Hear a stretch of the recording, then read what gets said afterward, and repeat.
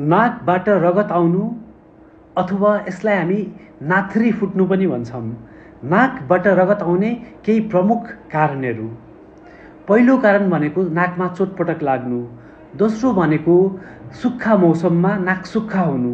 विशेष गरी चैत वैशाखको बेलामा नाक सुक्खा भएको बेलामा रगत जाने गर्छ।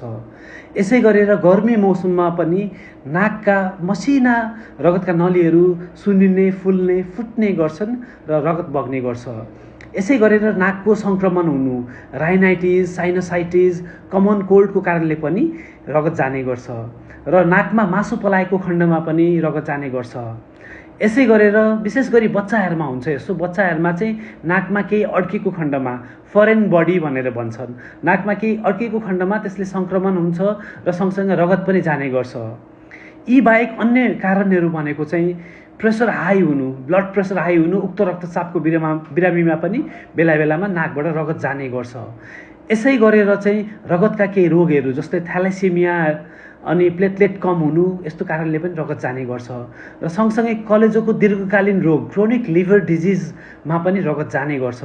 यसै गरेर रगत पातलो बनाउने औषधि खाइराख्नु भएको छ भने पनि त्यस्तो किसिमको मान्छेमा नाकबाट मात्र होइन कि पिसाबबाट, दिसाबाट पनि रगत जाने गर्छ र यसै गरेर चाहिँ रक्त अल्पता भएका मान्छेमा उच्च भूभागमा बस्ने मान्छेमा पनि नाकबाट रगत जाने गर्छ। यो जानकारी सेयर गरेर सबै माझ पुर्याउनु होला है त। नमस्ते। विशेष गरी चैत वैशाखको बेलामा नाक सुक्खा भएको बेलामा रगत जाने गर्छ। यसै गरेर गर्मी मौसममा पनि नाकका मसिना रगतका नलीहरू सुन्निने, फुल्ने, फुट्ने गर्छन् र रगत बग्ने गर्छ।